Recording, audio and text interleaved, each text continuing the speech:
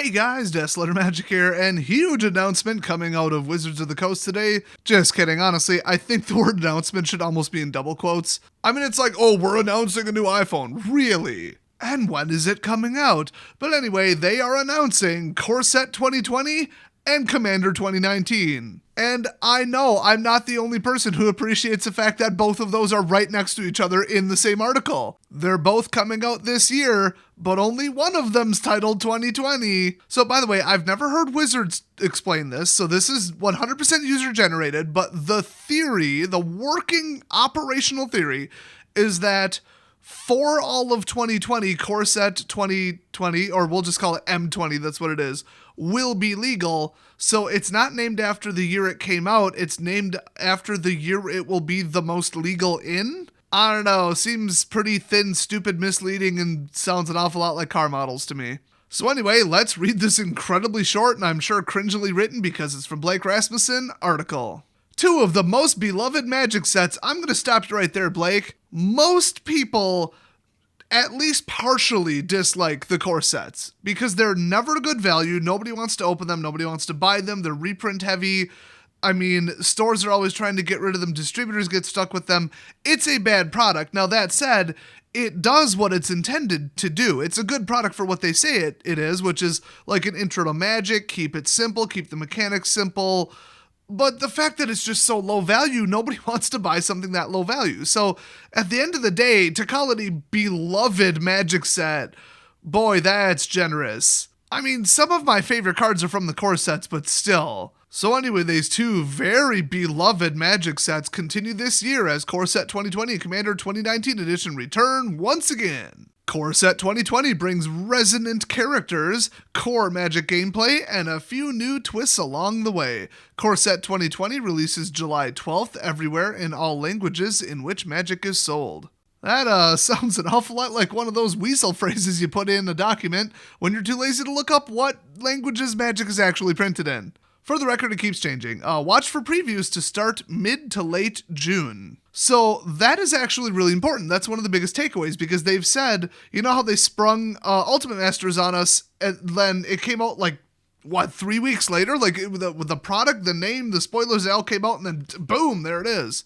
And following that up very recently, they said that they're going to be changing how soon we know about a product ahead of time and then how soon the spoilers come out. And they've done spoilers at completely different times for like the last, 5 or 6 sets, I think. So I guess they realized there was something wrong with the hype train in that it didn't have any passengers. And they just tried different things to try to crank it up to full chooch. I think someone from Matthias's network came up with that ridiculous saying. Anyway, the next sentence is very interesting too. It says, not too long after Core Set 2020 brings us home, which, I mean, that's not a phrase like in English. Or I should say it's not like a saying, like an idiom. So I think it's literally going to take place on the home plane of Dominaria, which would be weird because we were just there. But usually, I mean, the core sets take us either nowhere in particular because it's so mixed up, or it's kind of like Origins where it takes us to multiple places and, I don't know, M19 was all over the damn place. So I don't know, that's like such purposeful phrasing. What do you guys think? What do they mean by not too long after Core Set 2020 brings us home? And then it goes on to say, Commander 2019 edition comes back to shake things up. Only if you raise the price and sell it on Amazon, that'll shake things up like a Yahtzee cup. This year we'll be releasing 4 decks in English, Japanese, French, Italian, German, Spanish, Portuguese, and Russian. I think that's a lot more than it was last time. I know that a lot of the really limited stuff is in like 2 or 3 languages. So that's pretty cool. Once again, I'm not 100% sure that that's a change. They're kind of phrasing it as such, but yeah, it's a popular product, I guess. I mean, some people have problems with it. I don't like it, like, philosophically. I don't need Wizards to build my damn deck for me, and Commander is the ultimate build-it-yourself format. But that said, I get it. Some people want a starting point. The front commanders are pretty damn good. The giant-sized cards are cool. So whatever, I can't hate too much. Plus, I made money on the last one.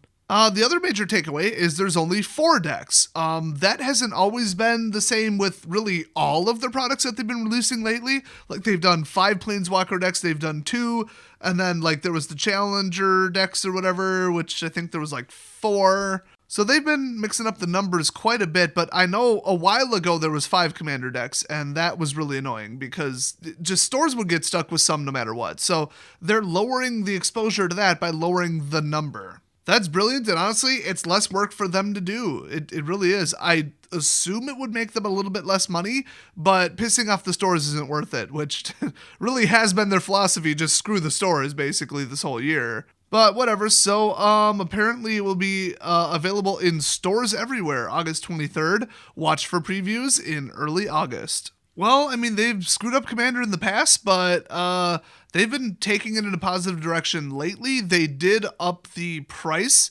the last time around, but they didn't really up the value. And this is where it falls apart. Like, this is why a small portion of people had a huge problem with the last Commander set.